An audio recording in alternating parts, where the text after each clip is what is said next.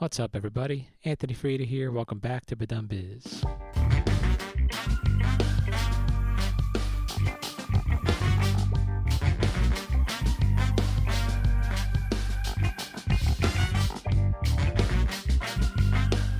All right, today on the show, we got a great bass player named Pat Dalbey.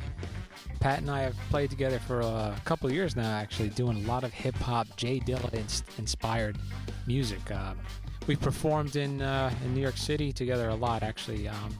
We have a lot of fun playing together. I don't know a bass player that can play specifically like him, specifically those like hip-hop and electronic music styles. In this episode, later especially in the episode, we do some we do a lot of live performance on this episode. You get to hear a lot of improvisation, actually. At the end of the episode, I have like little faded in and out jams of us playing like house music, but like with our instruments, you know, me on drums, him on bass. So came out really, really good. Please stick around to the end of the episode to hear that. Yeah, I mean, Pat's really a nice guy, really chill, and he has great ideas, so great player. Just a reminder, doing online virtual drum lessons, please hit me up at badumbizz@gmail.com. Same if you want drum tracks for your songs, okay? Hit me up at badumbizz@gmail.com. And thanks for all the listeners. Thank you so much. And to keep this show going, please go and rate the show on Apple. I think it's Apple Podcasts. All right. So anyway, enjoy the episode.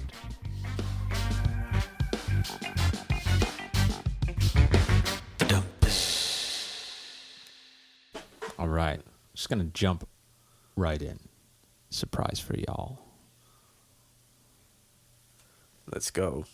Let's do it. Let's do it.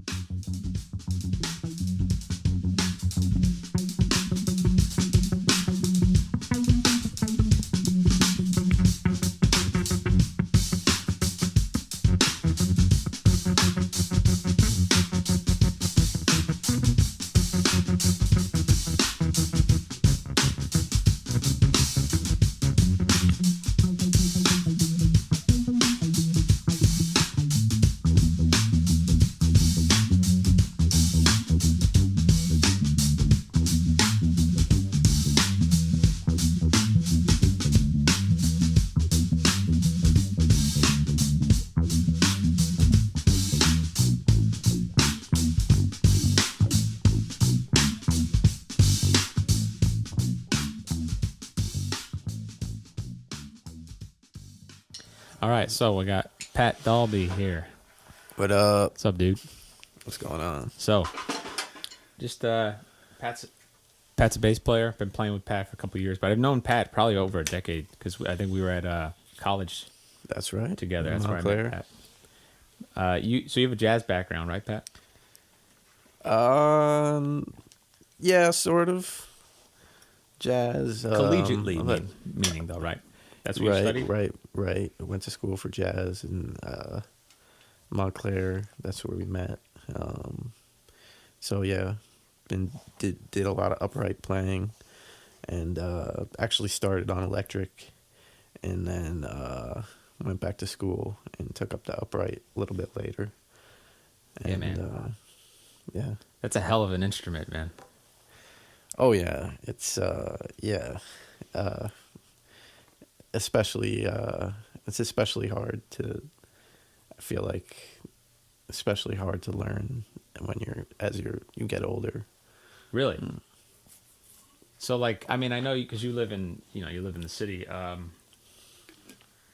So you have to like sometimes, or you've had to travel with that thing, right?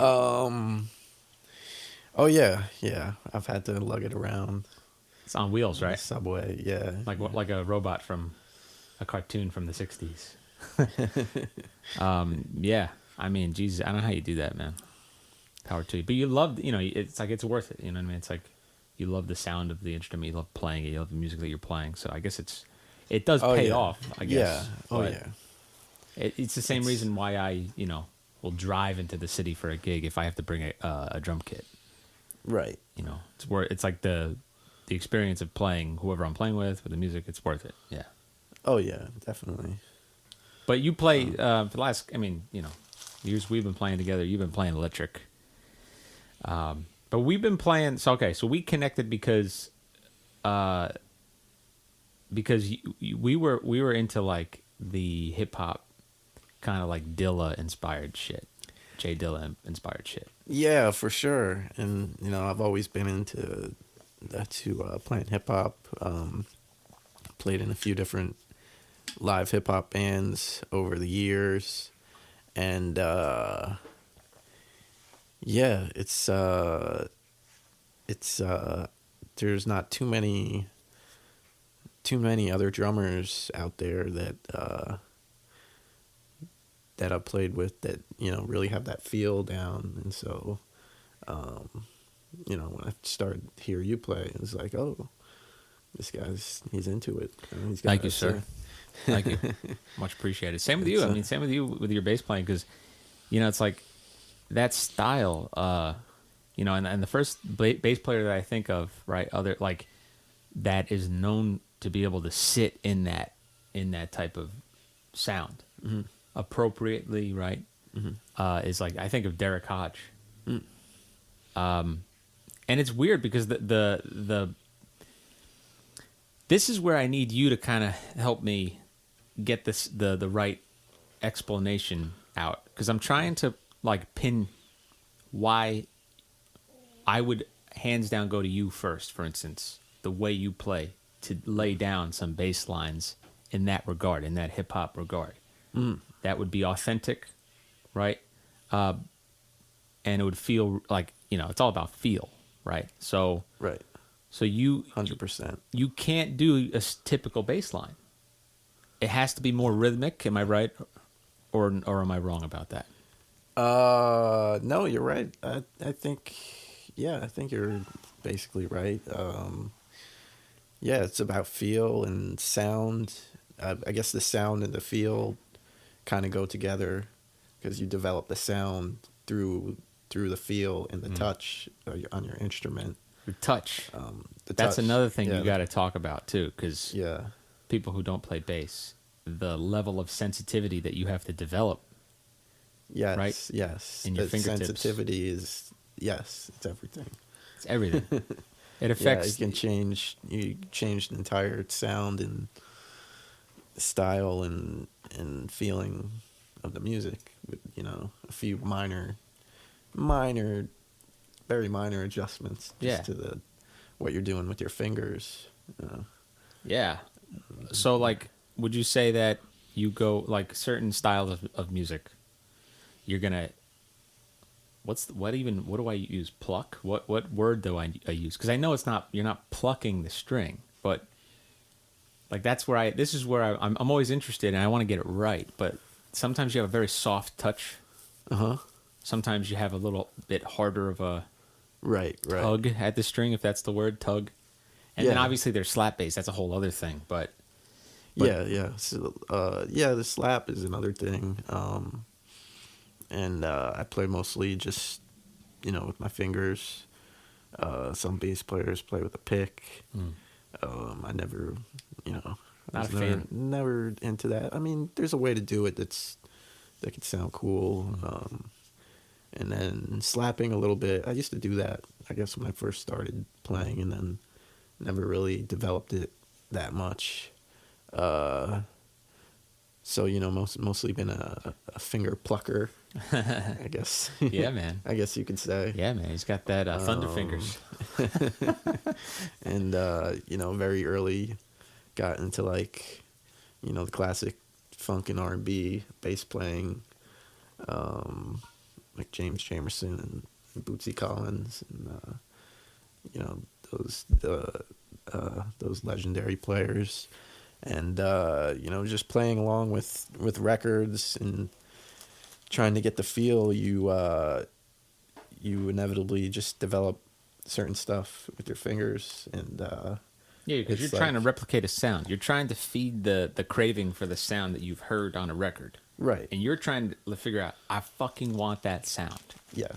And then, so then somehow through playing, I guess, right? You're just experimenting. Yeah, through playing and developing the technique, there's not really, I guess there's not really like a language, a way of describing it verbally. There's not a vocabulary for it, because it's just very subtle and physical.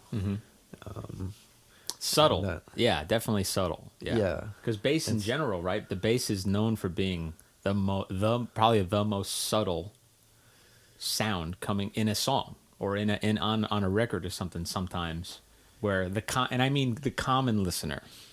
Yeah. The person who has a hard time deciphering the sounds, they won't notice the bass.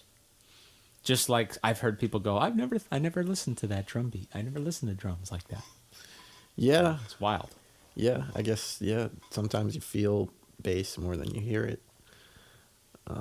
If it were removed from a song, let's say, right in the middle of a song, you absolutely notice it. You notice it. Yeah. And that common listener would go, something's wrong. Something's missing. This feels empty. That's probably what they're going to say, but they don't know. So that's why, bass players are unsung heroes, man. That's why bass players are. It's a tough gig if you're doing if you're playing somebody else's material. I imagine. You have to. Tough. Yeah, it's like drumming. It's being supportive is the main thing. The name of the game. You're not necessarily trying to shine. You're trying to support the music the best that you can. And just try and fit it like a glove, and make the other people you're playing with sound better. Yeah, yeah. I mean, when you and I. So okay. This is I'm speaking to you, obviously, Pat. But I'm just letting you know, I'm also gonna the fourth wall out there listening to this. I want to break down certain things, the way we think about shit. Right. Yeah. So when I play with Pat, he and I are not playing things at the same time, two separate things. We're really trying to make our sounds coagulate. We're trying to get both of our sounds to be one. Right. One sound. Almost fitted like Legos or something, two Lego pieces or two puzzle pieces. Into a cohesive whole. Yeah. And also, we're chasing that craving, right?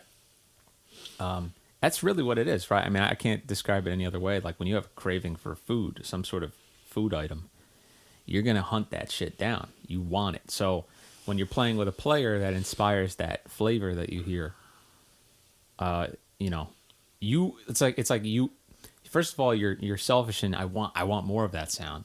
But then you also know the balance of, well, I have to contribute something Right. to get more of that sound. So then as a drummer, I want to lock into the fattest fucking groove because I want you to make a stink face and be into it, you know. And then therefore you just continue doing what you're doing.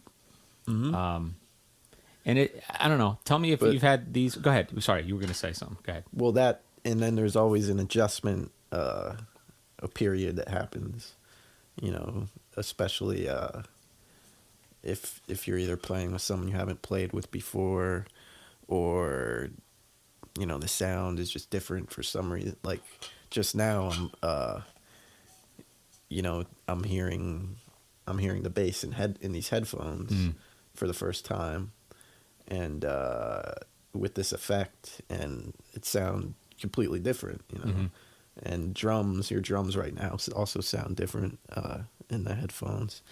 So I didn't know what to play at first. You know, I had to feel out the sound, and sometimes you let the sound, you know, the sonic quality lead you, and you know, tell you where to go. You just ride with whatever's there. Like, all sounds are beautiful. Right. Make them highlight their beauty rather than complain about their shortcomings. Yes. You work with what you get. You know? How many times you showed up to a gig and you're like, this fucking amp sucks. Totally. Backline amp or whatever. There's always problems. Duct tape Not on always, the bass drum head. But yeah. For me, yeah. At least half the time, probably more than half the time, you're going to have some conditions that aren't the most favorable, you know, that you have to work with. That's what makes being a guitarist or a bass player like tough is you go to a gig, you use the amp that's there. It doesn't really matter what you got at home or what you're using in your studio or whatever. You're not going to go on a subway with an amp. Although you may have done that before, but for the most part, you don't want to do that. In general, no. In general, you're just like, fuck that. You know, it's because it's a lot of work. And you put a lot of trust into the backline that these venues have. Yeah, and if it's a good venue, chances are they're gonna have a good amp, but you know, you still don't know what the totality of the sound is gonna be like. That's right. Whether you're gonna be able to hear. Yeah, the keyboard player, monitoring, you know, right? You know, so yeah, man. So hold on, sorry. So we were talking about how parts that the way we think about, we want that coagulation of our parts. We want coagulation. I like that. Yeah, I mean that's what I think of, or marinating, even like two different flavors that are kind of becoming one flavor. Umami, the umami effect. Yeah. And then we're then chasing that craving. And we're keeping it alive, right? We're doing it selfishly for each other. Like if there was a crowd there, yeah, they benefit from that vibe that we put out, right? So in a way, it's like I was just talking about this the other day. It's like with a buddy. It's like I think. All right, tell me if you agree with this or not. You could be like, no, I totally don't agree, and you're full of shit. But I sometimes think we as musicians, when we go to perform, we give the audience too much credit. And we think that they have more knowledge than they actually do about music.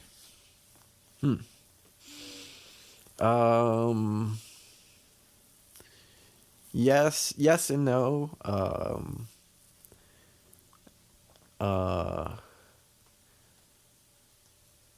I do think you have to kind of make an effort to connect with the audience in some way. Of course. You know, I think it depends, you know, it depends on the audience. I think you don't want to assume that they're expecting a certain thing. Maybe I don't know if that's what you're talking about. Yeah, I mean you're along the lines. Like really, what I'm talking about is, you know, if you and I focused on pleasing the audience, And let's say it was like, honestly, let's just say it was you and I on stage, just bass and drums, and we had to fill a 30-minute slot of just improvised music, and it's understood it's going to be, let's say it's understood that it's going to be instrumental. Mm-hmm. I feel like if we tried to please the crowd, it would be ineffective, and I think that if we tried to just if we tried to play together to get each other excited in that moment about what we're playing, like I would only care about, I'll be honest with you, I wouldn't give a shit about the crowd. I would be playing to make you go, fuck yeah, like that groove or something. That groove is, okay, I like what he's doing. I want to contribute to that. And then that back and forth, we're just having fun. We're just enjoying playing.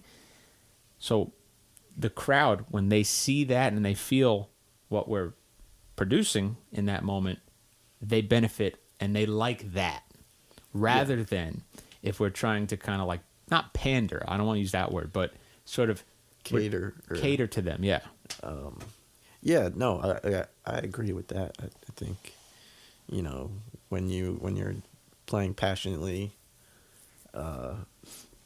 playing the way that feels most naturally to you, I think that's what's going to come off, and most of the time that's what's going to ultimately make a good performance and create a vibe in the room. Fuck yeah, man. Fuck yeah, dude.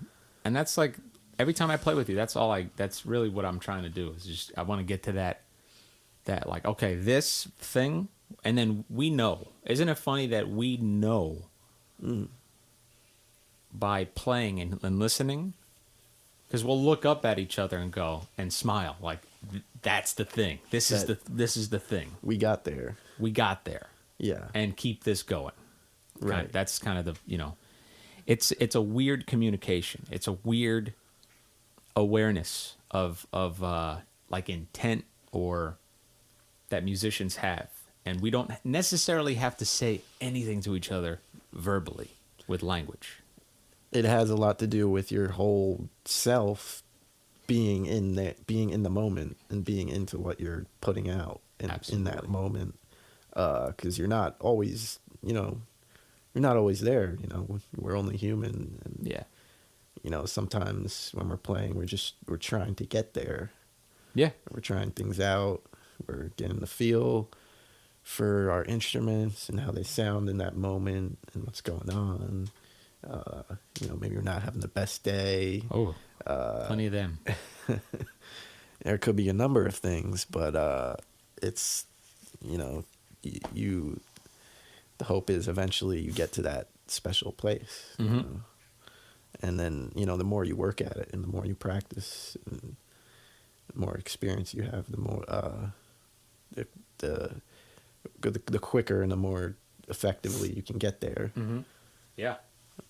You're trying to, so like we're always trying to make something that we've heard, let's say, like a flavor that we've heard musically. We're trying to manifest that in life. We're trying to make that be in the room and coming out of the amp. For me, filling up the room with a groove, for instance. We want that to be a living entity when we're playing, because we want to enjoy it too. Like, and that, by the way, right? Would you agree too that playing something and repeating it over and over again for the sake of your own pleasure of listening to it, like you're able to maintain that groove or whatever that pattern is that you're playing on the bass, for me, on the drums, but also listen to it objectively from like, it's like an out of body thing. Have you've experienced that? Yeah, I don't know if I'd necessarily call it an out of body. Okay, yeah. How do you explain it? Because that's how I explain it. Like where my ears are across the room, listening to both of us or whoever I'm with, and that's how I'm judging whether or not it's grooving or something. Like, it's a weird thing to say, I know, but I don't know if I've ever thought about it like that necessarily.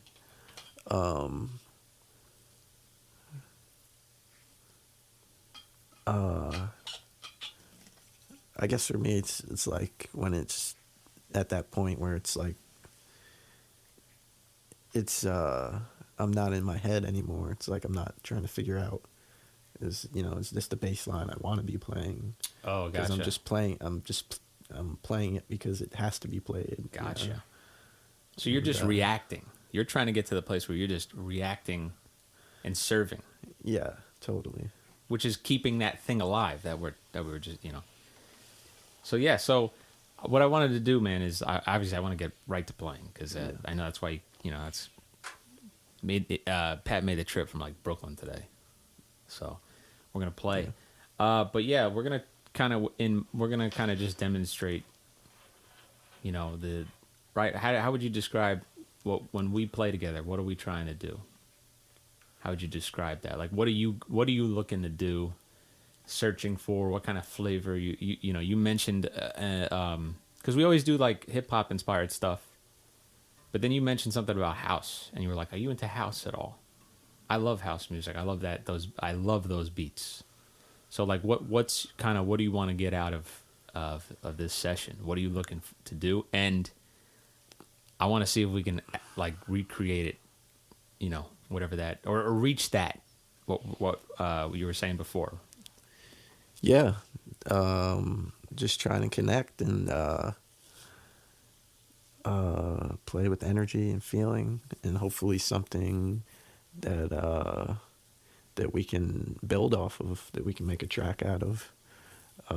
It's not just like kind of jamming and Yeah, like it's a legitimate product. A product. Yeah. A product.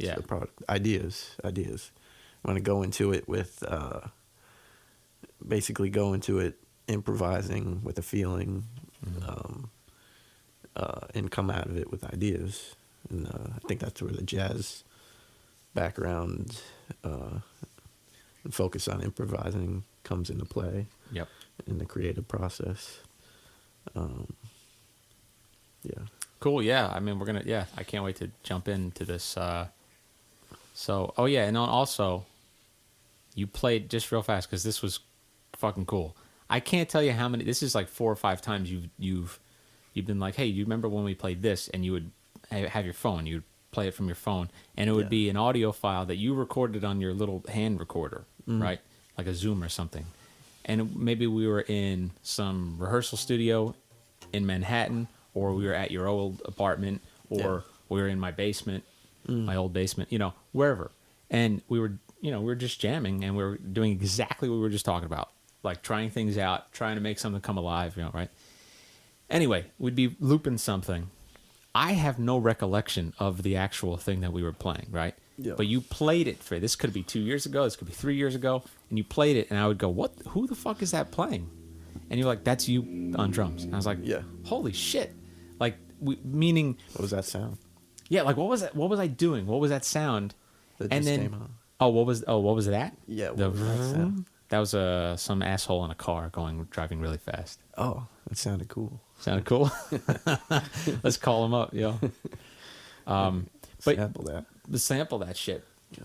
But so you would play you've played a couple examples of these things where I've been blown away with what I'm playing, because I can't believe that it sounds so good. And that just goes to show in those moments when you're reaching for that.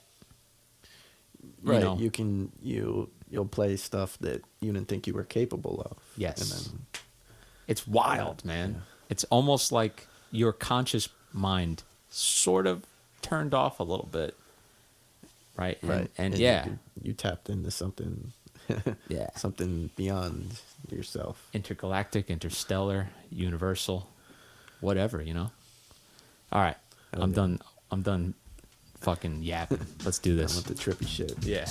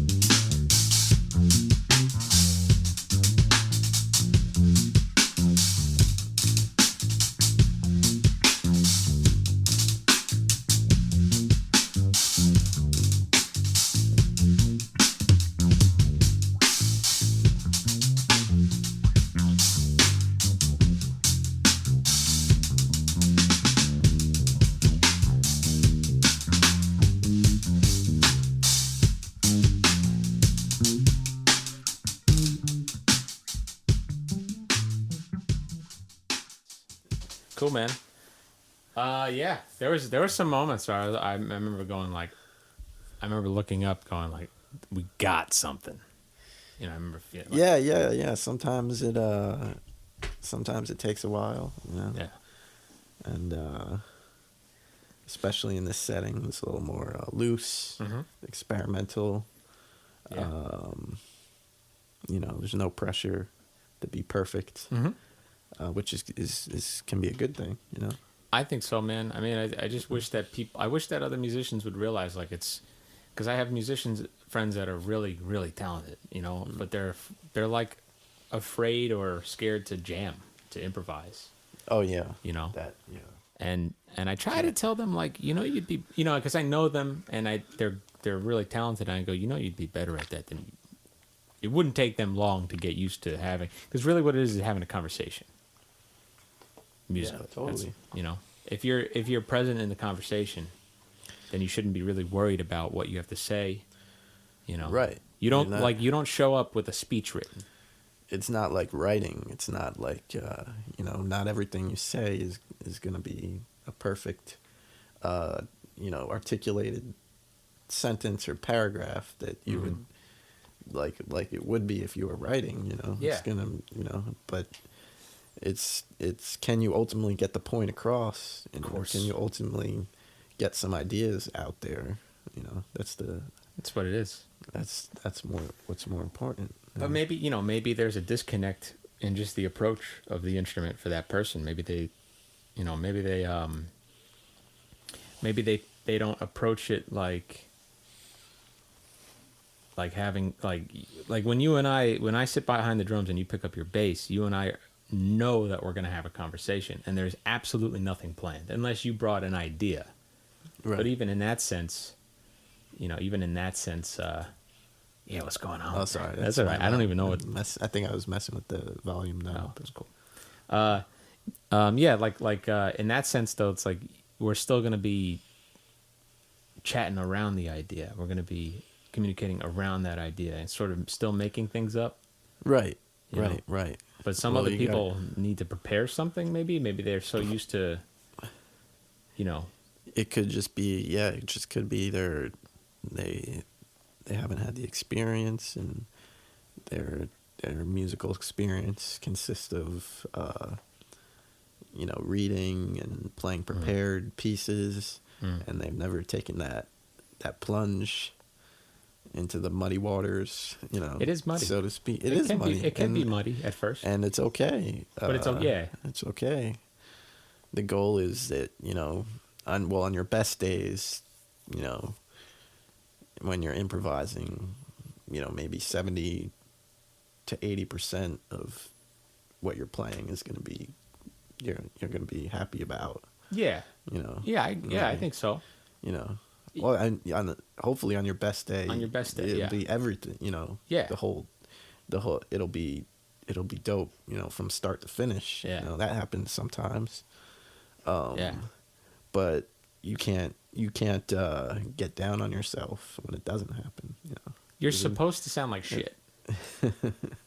Like even when like I have some teenage students, and you know, I try to tell them, like, you know, you guys, you're allowed to sound like shit together.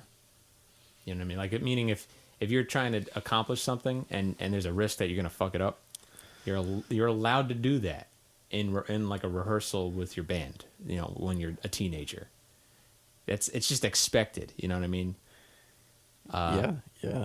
And like, especially if you're reaching for something, if you're trying to like accomplish a sound that's in your head, you know, and if you got good players around you, they'll try to help you through it. They'll be like, oh yeah, that's cool, let's do that, and, you know, and yeah, and then you go to the practice room, and then you work that shit out.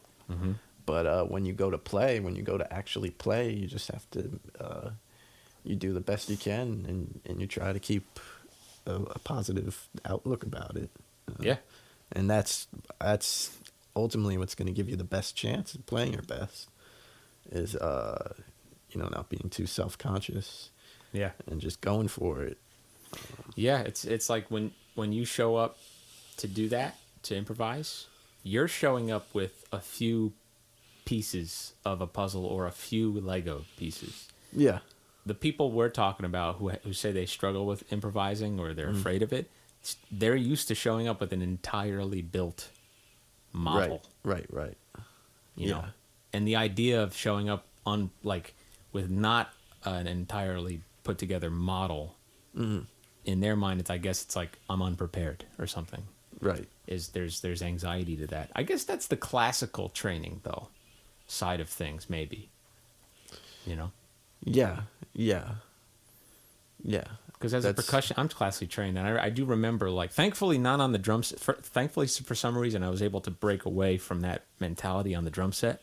But yeah, if you're brought up in that, you know, in that way of doing things, I could see how it could be hard to break out of. Yeah. You know, luckily, I started playing, you know, in middle school in a rock band, and we didn't know how to play, so we just played, you know. We just made noise, and we thought we were good, and it was fun. It was fun. We just had fun, and that's all that matters. Right? And that's what attracted me to it. And then later, you know, I started to learn theory and you know, reading and all that stuff. You know, so I already had the mindset, fortunately. I guess, yeah, you started in the sandbox. I started in the sandbox. Even if you went away from the sandbox to learn, like,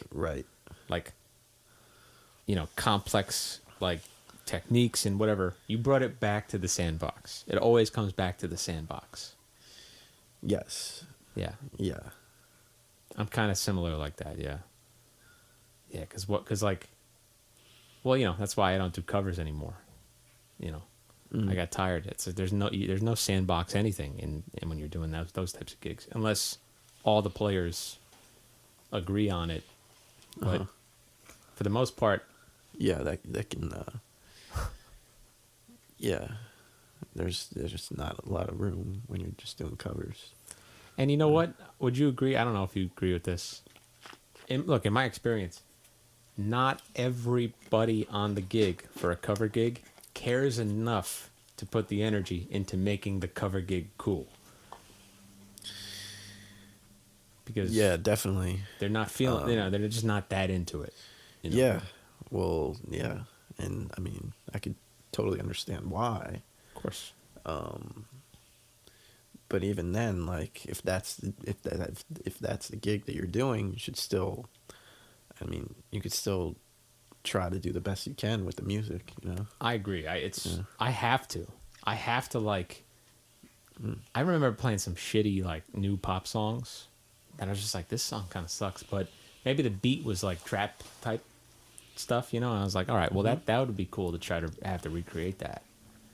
You know what I mean? Or Sure. And I mean, most music, you know, even, you know, unless it's like really, really bad. But I mean, in, you know, most recorded music, there's probably some good playing and good feel in it, you know, that you can get into and you can learn from. Fuck yeah. To some extent, you know. Almost like you feel like you're stealing. Like, oh, that's a cool idea. A producer put it together. Yeah. But I like that beat. I'm gonna try to recreate that and put it on the drum set. And then and I've learned a lot from playing covers, and you know, covers that weren't necessarily my favorite songs, but you know, there's probably some musicianship there that you can get something from. Definitely. So. Definitely, absolutely. I mean, like it also depends on what you're covering. If you're covering James Brown songs, tunes, or the meters, you know, things like that, you're gonna get a lot. Yeah. Earth, Wind, and Fire, you know. Yeah. Well, that's just stuff I love to play. Yeah. That's yeah. But yeah, I was thinking more like pop, like you're thinking top 40 like stuff, Billy Joel, or like something that I'm not as much into, but. You know, if I had to play it, you know, I'd do the best I could with it. Mm-hmm. You know? There's probably some cool stuff in there. Yeah. You gotta, what is it? You gotta like all sounds. I always say all sounds are beautiful. You gotta you gotta like find a little bit of love for something in the song that you hate. You gotta love one thing at least, you know. I think so. Even like that song, I hate that song. Well, I hate "Don't Stop Believing," and that's my go-to song that I hate. But it's a great song. You know what I mean? Like, I can't deny that it's a great song. It's got a solid beat. It does, dude. I mean, geez, that beat is weird. Or something like that. That's, you know, Steve Smith's playing the drum part. He's a great drummer. Oh, yeah. It's a classic part. It's a cool thing. It's a cool challenge. One of my students wants to learn it. So now I'm listening to it over and over again in this hour lesson with this kid, and he's a good kid, and I don't mind doing it, but you know, I do hate that song. However, I have to love something about it, so I always loved that. Okay, well, Steve Smith, legendary drummer, fantastic drummer, and he really thought out a cool part, and he could have just done the entire time, but he made it interesting. He made it. Yeah, I bet you it affected the other parts too, of, you know, the bass part, the piano, guitar, you know, whatever. Yeah, totally. So, did you want to jump into a different vibe? Like, I'm kind of interested in this house. Oh yeah, we're talking about doing some house type shit. I'm like really stoked to do shit like that. Yeah. Want to jump into it? Yeah, because we're usually doing more like laid back type stuff, but it would be nice to do something a little more up tempo. Oh, dude, I'm ready. Funky. I'm ready. All right, here we go. All right. So yeah, Pat and I jammed on this house stuff, searching for an idea until we, you know, found a few. We actually got a couple cool ideas from it. So I'm just giving you like a couple segments or samples of a couple of the ideas we found. It's really fucking cool, actually. It's hard to believe that it's instruments playing this. So anyway, enjoy.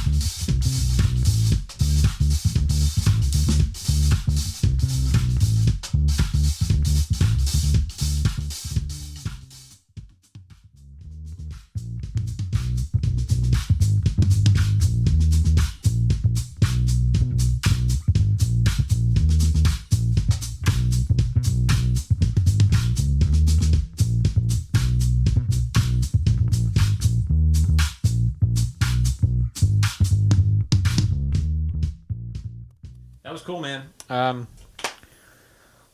So anyway, I'm gonna wrap this episode up, and you and I we're gonna continue to jam Yeah. and play. But where can people follow you? What's your handle on Instagram and all that? Instagram, Dalbey Music. At Dalbey Music. At Dalbey Music. DALBEY. Yes. Music. That's where you can find me. Pat Dalbey on bass. Yeah. Yeah, looking forward to put out some new recordings soon. So Fuck yeah, man. Yeah, that's Sweet. All right, man. Thanks for being on, and have a good day. Thanks for having me. Yeah, man. Of course, Yeah. anytime.